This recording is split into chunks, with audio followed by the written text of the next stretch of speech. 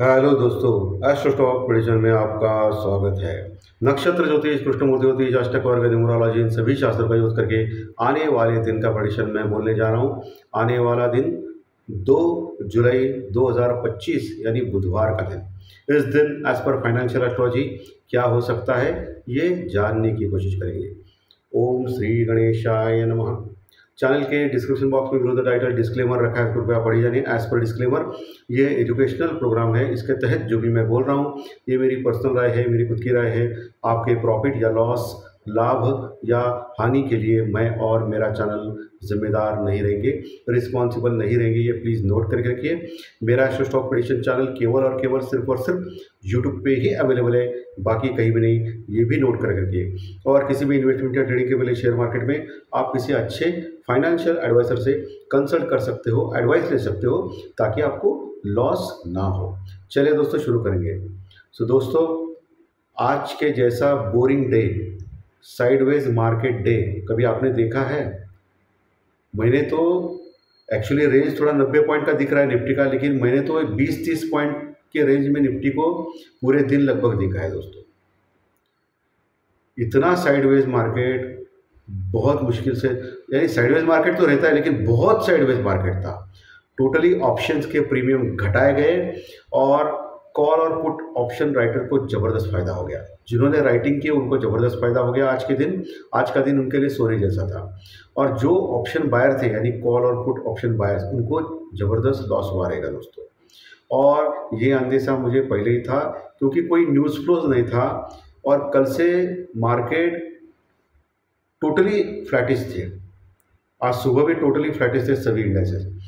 मैंने आज सुबह, जिन्होंने भी प्री मार्केट रिपोर्ट देखा रहेगा, इसलिए मैं बोलता हूँ हमेशा कि प्री मार्केट रिपोर्ट जो मैं सुबह 7 बजे प्रदर्शित करता हूँ, 7 सवा 7 बजे, उसको देखना अनिवार्य है।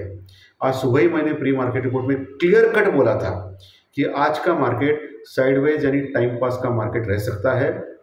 ऑप्शन राइटर को फ़ायदा हो सकता है और ऑप्शन बायर्स को लॉस हो सकता है। ऑप्शन के प्रीमियम घटा जाएंगे। और आज जो हो गया मार्केट, वो बहुत ही बोरिंग टाइप था। और आज मार्केट टोटली साइडवेज था, टोटली फ्लैटिश था। बैंक निफ्टी तो पूरे दिन लगभग पहले हाफ में तो माइनस में ही था, बाद में फिर अच्छा रिबाउंड मारा और बैंक निफ्टी ने लगभग 150 पॉइंट प्लस में क्लोजिंग दी। बैंक निफ्टी कहाँ क्लोज हो गया? 57,460 के पास, 57,460 के पास क्लोज हो गया। और निफ्टी तो टोटली साइडवेज था। निफ्टी इतना बोरिंग टाइप था कि पूछो मत दोस्तों। निफ्टी में ऑप्शन के प्रीमियम घटाए गए और जो इंडिया विक्स यानी डर का इंडेक्स था, वो भी आज 2.5% गिरा है और अभी फिर से 12.5 के पास पहुंचा है। आज मार्केट टोटली कंसोलिडेशन जोन में था, साइडवेज था। पूरा ऑप्शन का प्रीमियम घटाया गया। आज निफ्टी लगभग 24 पॉइंट प्लस में क्लोज हो गया। लेकिन वैसे मोटा मोटी जगह तो माइनस प्लस ऐसा ही चल रहा था निफ्टी में। और मुझे नहीं लगता है राइटर्स के बजाय किसी को भी इंडेक्स में यानी निफ्टी में तो एटलीस्ट फ़ायदा नहीं मिला रहेगा। जो ऑप्शन बाय करते हैं उनको तो बिल्कुल, यानी आज टोटली वैसा देखा तो निगेटिव था कंप्लीट मार्केट।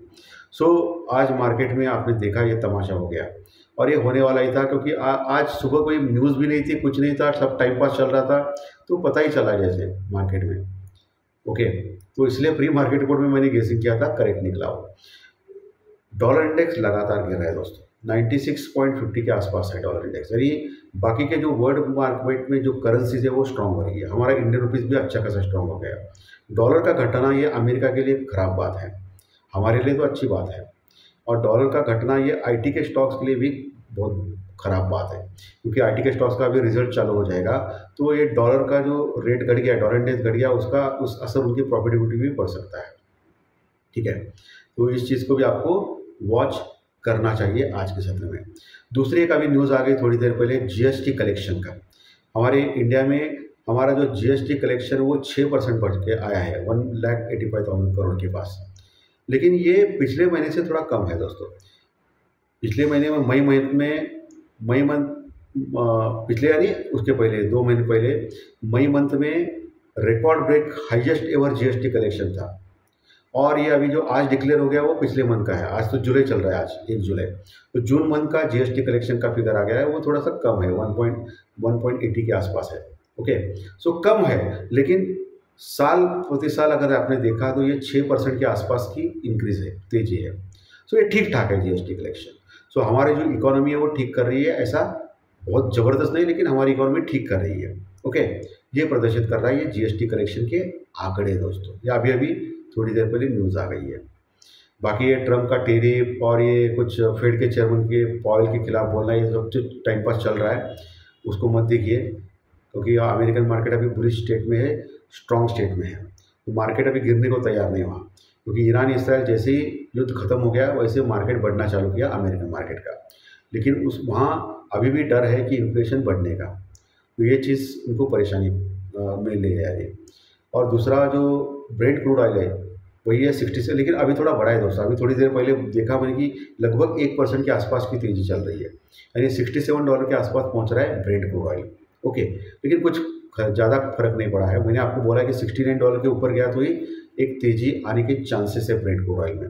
अभी तक तो $67 के आसपास चल रहा है ब्रेंट क्रूड ऑयल, उसमें ज़्यादा कुछ फर्क नहीं पड़ा है।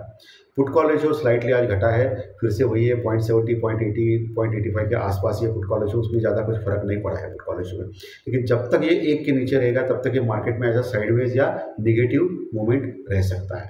ये आपको मैं इंडिकेशन दे रहा हूँ, ये इंडिकेटर आपको पहचानना आना चाहिए।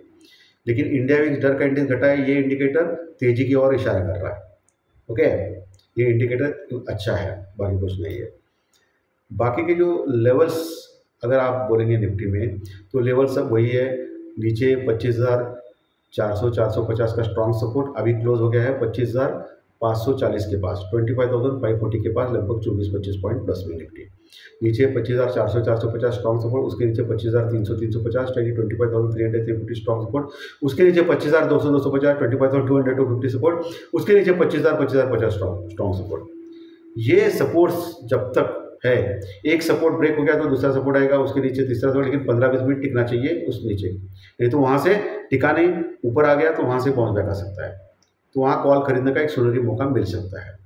लेकिन जो भी करना है proper stop loss, proper hedging से करें, अपना कैपिटल का ख्याल रखें। और ऊपर का लेवल कौन सा इंपॉर्टेंट है? ऊपर का लेवल वही है 25,650 25,650 पहला रजिस्टर वर्कआउट लेवल हो सकता है। उसके बाद 25,070 से 25,700 से 750 ये भी लेवल एक रजिस्टर वर्कआउट का काम कर सकता है आने वाले दिन में, यानी कल के लिए। उसके ऊपर 25,800 850 25,880 बड़ा रजिस्टर वर्कआउट लेवल रह सकता है कल के लिए। 25,850 क्रॉस किया और बढ़ गया, रुक गया, तो फिर 26,000 के दर्शन हो सकते हैं निफ्टी में। बैंक निफ्टी वही नीचे वही है 57,000 57,200 का लेवल स्ट्रॉन्ग सपोर्ट है, 57,000 57,200 का। उसके नीचे 56,800 56,500 बहुत स्ट्रॉन्ग सपोर्ट है बैंक के, 56,800 57,500। और ऊपर 57,500 550 जो अभी पहुंचा है, 460 के पास क्लोज हो गया बैंक निफ्टी, लगभग 150 पॉइंट प्लस में। तो वही एक रजिस्टेंस वर्कआउट के लेवल के आसपास ही पहुंचा है। उसके ऊपर अगर निकलता है 57,550 के ऊपर, तो 57,800 का लेवल आ सकता है बैंक निफ्टी, उसके ऊपर 58,000 का लेवल आ सकता है। ओके, ये लेवल्स आपको ध्यान में रखना है। और आज सेंसेक्स की एक्सपायरी थी दोस्तों, मंगलवार। सो आज बहुत ही बोरिंग टाइप का एक्सपायरी थी, और सेंसेक्स के ऑप्शन के प्रीमियम इतने घटाए गए कि जिन्होंने भी सेंसेक्स में कॉल या पुट लिया रहेगा, बाय किया रहेगा, राइटिंग में नहीं बोल रहा, राइटिंग में तो ज़बरदस्त फायदा हो गया, लेकिन कॉल और पुट ऑप्शन बाय किया रहेगा उनको तो बहुत बड़ा नुकसान हुआ रहेगा। सेंसेक्स की आज एक्सपायरी टोटली वर्थलेस हो गई दोस्तों, कुछ भी फायदा नहीं हुआ उसमें सेंसेक्स एक्सपायरी में। ठीक है, इसलिए मैं बोलता हूँ कि ऑप्शन के चक्कर में मत पड़ो, बहुत ही रिस्की है। इससे बजाय फ्यूचर थोड़ा ठीक रहेगा। ऑप्शन के चक्कर में पड़ेगा तो ये पढ़ना है तो ये जो मैंने आपको बोला ना, इंडिकेटर्स, न्यूज़ फ्लो और साइडवेज मार्केट कब रहेगा ये अंदाज़ा। ओके, और सुबह सुबह 1 घंटा ट्रेड करना है, दोपहर में 2 से 3 बजे के आसपास एक ट्रेड करना है, वो भी एवरेज के साथ, यानी एक लॉट लिया, चुप बैठे, फिर 15-20 मिनट आधा घंटा के बाद और एक लॉट लिया तो एवरेज हो जाएगा, और ऑप्शन प्रीमियम घट गया तो फिर एक लॉट लेना है, फिर एक लॉट लेना है 3 बजे तक, तो 4 लॉट लिया तो उसका एवरेज मिलकर आपको इतना ज़्यादा नुकसान नहीं होगा। अगर सपोज ऑप्शन प्रीमियम भी घट गया तो दोपहर 2 बजे के बाद भी ओके, चांसेस ज़्यादा है दोपहर 2 बजे के बाद थोड़ा बहुत प्रॉफिट आपको मिलने का। सो ये ट्रेडिंग की स्ट्रैटेजी आपको आनी चाहिए भैया, ऑप्शन में काम करने की, नहीं तो कैसा चलेगा। ये इनपुट मेरे से लीजिए, मैं बोल रहा हूँ आपको, मेरा इतने साल का एक्सपीरियंस है, लेकिन ये भी मैं बोल रहा हूँ कि हमेशा ये सही साबित होगी ऐसी कोई गारंटी नहीं है। 10 में से 5-6 बार 6-7 बार तो होगा, लेकिन 3-4 बार वो लॉस भी होगा, क्योंकि कोई भी स्ट्रैटेजी 100% नहीं होती है दोस्तों।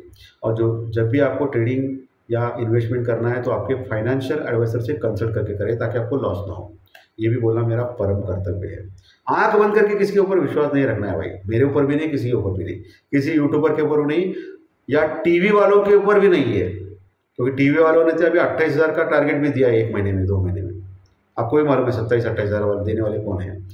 लेकिन ये लोगों को तो पैसा मिलता है भाई, बहुत बड़े बड़े कंपनी है, टीवी चैनल चलाना कोई बात नहीं है। ओके, सो आपको किसी के ऊपर भरोसा नहीं रखना है, अपनी मेहनत के ऊपर, अपने टैलेंट के ऊपर भरोसा रहे। सबकी सुनो लेकिन मन की करो। सबकी सुनो मैं क्यों बोल रहा हूँ, क्योंकि सभी के पास से कुछ ना कुछ लेने के लिए बातें रहती है। जैसे मेरी, मैं ऐसा नहीं बोलता कि मेरा 100% हमेशा आपको भाता रहेगा, अच्छा लगता रहेगा, लेकिन कुछ बातें रहता है वो आपको सीखने को मिलेगी आपको, क्योंकि पिछले 5 साल से ये चैनल चल रहा है दोस्तों। तो बैंक निफ्टी का मैंने नीचे का ऊपर दिया है, निफ्टी का भी दिया है आपको, ठीक है। आज मुझे लगता है कि एचडीएफसी बैंक में थोड़ी तेज़ी थी, सो मुझे लगता है कि फॉरेन इन्वेस्टर की एफआई की जो फिगर आएगी वो ठीक ठाक आएगी, इतना ज़्यादा नेगेटिव नहीं आएगा, आएगा तो थोड़ा प्लस में आ सकता है मार्केट में। ओके, डीआई का फिगर देखना पड़ेगा, एफआई का फिगर एचडीएफसी बैंक के ऊपर जज करना पड़ता है। एचडीएफसी बैंक थोड़ा ठीक था आज, सो स्टॉक फ्यूचर में शायद एचडीएफसी बैंक में खरीदी हुई रहेगी, लेकिन इंडेक्स में थोड़ी सेलिंग हुई रहेगी, और इंडेक्स में उनकी लॉन्ग पोजीशन वही है अभी तक 33-34% के आसपास है, और शॉर्ट पोजीशन वही है 66-68% के आसपास है, वही तो कायम है, वही है इंडेक्स फ्यूचर में आसपास, ठीक है। चलिए अभी ज्योतिष शास्त्र प्रेडिक्शन के बारे में बात करेंगे। कल है 2 जुलाई 2025 यानी बुधवार का दिन। 2 तारीख यानी चंद्रमा का अंक है, और बुधवार यानी बुधदेव का अंक है, ठीक है। चंद्र बुध एज पर न्यूमरल तो ठीक लग रहा है। सुबह 9:15 बजे एज पर कृष्ण मुद्रित चार्ट, केबी चार्ट, कर्क लग्न की कुंडली है, और चंद्रमा दिखेंगे आपको कन्या राशि में यानी बुधदेव की राशि में, और यहाँ उत्तरा फाल्गुनी नक्षत्र में है। उत्तरा फाल्गुनी नक्षत्र सूर्यदेव का नक्षत्र है, यहाँ चंद्रमा सूर्यदेव के नक्षत्र में बैठे हैं। शनि से प्रतियुति है और बाकी कुछ खास नहीं है। नक्षत्र सब लॉर्ड यानी उपनक्षत्र स्वामी एज पर केपी चार्ट, उसके योग नक्षत्र लॉर्ड और चंद्रमा के साथ देखने के बाद अष्टक वर्ग के पॉइंट कैलकुलेट करने के बाद मुझे लग रहा है कि मार्केट थोड़ा सा निगेटिव या मंदा ही रह सकता है। पिछले 2 दिन ऐसा ही चल रहा है मार्केट, और कल भी ऐसा रहता है, लेकिन आज थोड़ा साइडवेज मूवमेंट तो एटलीस्ट था। कल निगेटिव या मंदा रह सकता है, लेकिन एक बात है, दोपहर के बाद एक मुझे लगता है कि एक और मार्केट तेज़ी से ऊपर जाने के चांसेस ज़्यादा है, लेकिन वहाँ टिकेगा नहीं, ऐसा मेरा अनुमान है, मेरा प्रेडिक्शन है। ओके, और फिर नीचे आने के चांसेस ज़्यादा है। सो ओवरऑल मुझे कल निगेटिव या मंदा लग रहा है। टाइमिंग दे रहा हूँ एस्ट्रोलॉजिकल टाइमिंग सुबह 11 बजे, ये थोड़ा टाइमिंग ज़्यादा है ऊपर का, लेकिन मैं एक्सपेक्ट कर रहा हूँ कि 11 बजे के आसपास 10-15 मिनट प्लस माइनस एक मूवमेंट मिलेगा वन साइडेड, उसका फ़ायदा लीजिए आप, ठीक है। ले सकते हो आप, लीजिए या ले सकते हो आप, आपके ऊपर है वो। सो ये मेरा अंदाज़ा है, अनुमान है, ये ध्यान में रखिए। चलिए चंद्र राशि के अनुसार आपका कल का दिन कैसा जा सकता है इसके बारे में डिस्कस करेंगे। जिनकी चंद्र राशि मेष राशि है उनको खराब जा सकता है, वृषभ को अच्छा जा सकता है, मिथुन को मिक्स, कर्क को मिक्स, सिंह को अच्छा, कन्या को अच्छा, तुला को खराब, वृश्चिक को खराब, धनु को खराब, मकर राशि को अच्छा, कुंभ राशि को अच्छा, और मीन राशि को खराब जा सकता है। ये मैक्सिमम 80% सही मानिए, क्योंकि आपकी खुद की जन्म कुंडली इंपॉर्टेंट होती है। इसका मतलब क्या होता है कि आपकी खुद की कुंडली में अच्छे योग है, दशाएं अंतरदशाएं अच्छे हैं, और ये जो ज्योतिष अगर मैं बोल रहा हूँ कि खराब है तो भी खराब नहीं जा सकता है, क्योंकि खुद की ओरिजिनल कुंडली इंपॉर्टेंट होती है। दशा अंतरदशाएं, सूक्ष्म दशाएं, विदशाएं ये इंपॉर्टेंट होती है। अगर वो अच्छी है तो इसका कोई असर ज़्यादा नहीं पड़ता है, ठीक है। जैसे ही मैं बात करता हूँ कि luck plus effort is equal success. Effort में अगर आपका टैलेंट है, अगर आप पेशेंस से काम करते हैं, शांति से काम करते हैं, जो मैंने इंडिकेटर्स बोला है, जो लेवल्स बोला है उसका पालन करते हो, एस्ट्रोलॉजिकल टाइमिंग देखते हो, एस्ट्रोलॉजिकल व्यू मेरा देखते हो, सब कुछ देख के आप एस्ट्रो टेक्निकल व्यू अपना खुद का तैयार करते हो, और ऐसे करते करते एवरेज ट्रेड करते हो, यानी एवरेज से, यानी एक लॉट बाद में आधा घंटा एक लॉट, बाद में एक घंटे में एक लॉट, ऐसा एवरेज करके ट्रेड करते हो तो सक्सेसफुल होने के चांसेस है। सुबह का 1 घंटा, दोपहर के 2 घंटे में ट्रेड करते हो, ये ऑप्शन की टेक्निक में बोल रहा हूँ भाई। ये ऐसा हरगिज़ नहीं कि ये ऐसा टेक्निक करने से 100% पैसा मिलेगा, कोई गारंटी नहीं है, कोई गारंटी नहीं है। ये 10 में से 5-6-7 बार तो आपको इससे लाभ हो सकता है, बशर्ते डिसिप्लिन से आपको काम करना पड़ेगा। ये मैं हमेशा क्यों बोलता हूँ, आपको सीखने को मिलता है भाई। ये मैं बार बार क्यों बोलता हूँ, रट्टा मार मार के समझा रहा हूँ आपको, क्योंकि ऑप्शन से ही बर्बाद हो रहे हैं लोग, ऑप्शन बाइंग करके। राइटर्स ज़्यादातर बर्बाद नहीं होते हैं, लेकिन ऑप्शन बायर्स बर्बाद होते हैं। राइटिंग करने के लिए ज़्यादा पैसा लगता है, इसलिए ये हर किसी के बस की बात नहीं है। जो नॉर्मल ट्रेडर होते हैं, जो गरीब ट्रेडर होते हैं, जो मिडिल क्लास के लोग होते हैं, वो जनरली ऑप्शन बाय करते हैं, जो कम पैसों से मिलता है, और इससे सस्ता रोए बार बार बोलते हैं ना, इससे लाभ होता है। और हमेशा क्या करना है ऑप्शन बाइंग में, इसी हफ्ते का एक्सपायरी का नहीं लेना है, अगले हफ्ते का एक्सपायरी लेना है। थोड़ा महंगा गिरे चलेगा, लेकिन आपके पास टाइम रहेगा। अगर आपने व्यू लिया है नेगेटिव पुट का और मार्केट बढ़ता गया तो भी अगले हफ्ते का है, तो एक बार तो मार्केट नीचे गया तो आपको कवर हो सकता है, या बहुत बढ़ गया तो एक लॉट से एटलीस्ट आप एवरेज कर सकते हो उसको, और बाद में फिर एक बार मौका दिया तो आप निकल सकते हो। सो टाइम आपको लेना चाहिए, time is important option trading में। नज़दीक का एक्सपायरी भले सस्ता मिल रहा है आपको, लेकिन कोई फ़ायदा नहीं है।